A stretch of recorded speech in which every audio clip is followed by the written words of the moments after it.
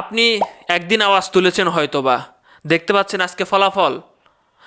গ্রাহকের অজান্তে mobile balance কাটা হলে কঠোর ব্যবস্থা নেওয়া হবে পলক।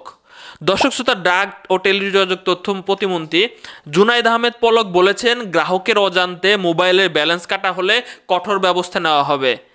আপনি আজকে আমার এই ভিডিওটা শেয়ার করেন কিংবা আপনি নিজে লেখেন ভাই। কিছুদিন আগে আমি একটা ভিডিও করেছিলাম যেখানে আমি বলেছিলাম যে আমার 4,000 টাকা গ্রামীণফোন কোম্পানি নিয়ে গেছে, কেটে নিয়ে গেছে। মোবাইলে ফ্ল্যাক্সিলোড হিসেবে ঢুকানো ছিল, 4,000 টাকা কেটে শূন্য করে দিয়েছে। এটা হয়তো বা অন্য অপারেটর হলেও করতো, কারণ সকল অপারেটরের ঘুরে ফিরে একই নিয়ম। দর্শক শ্রোতা, তাদের নিয়ম কি?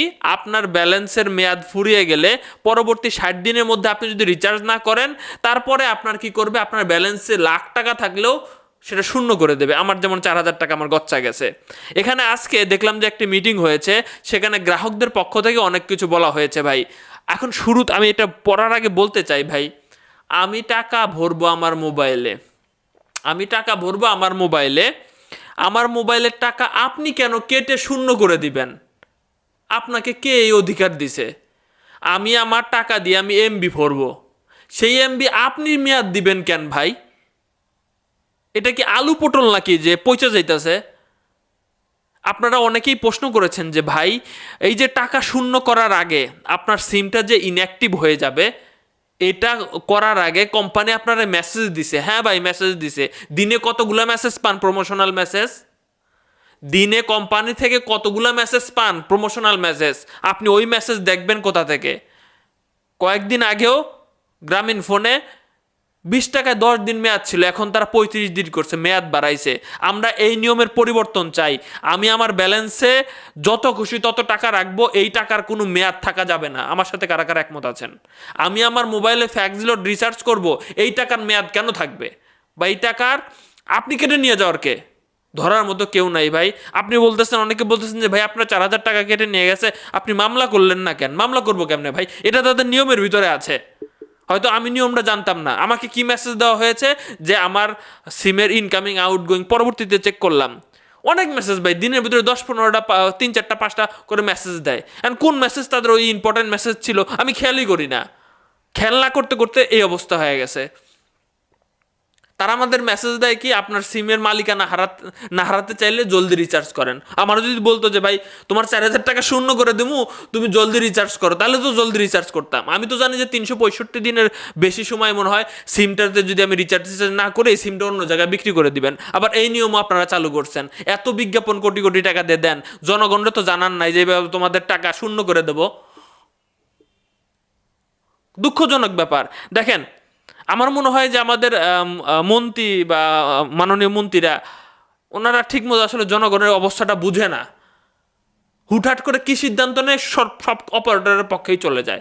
আমার ভাই বুঝে আসে না। এই যে দেখেন আজকে কি বলছে, আজকে হেডলাইন করছে, গ্রাহকের অজান্তে মোবাইলের ব্যালেন্স কাটা হলে কঠোর ব্যবস্থা নেওয়া হবে। আরে ভাই, তারা তো গ্রাহককে জানাই নেয়, জানাই ভাই আমাদের টাকা নিয়ে চলে যায়, আমাদের এমবি নিয়ে চলে যায়, ফেরত নিয়ে চলে যায়।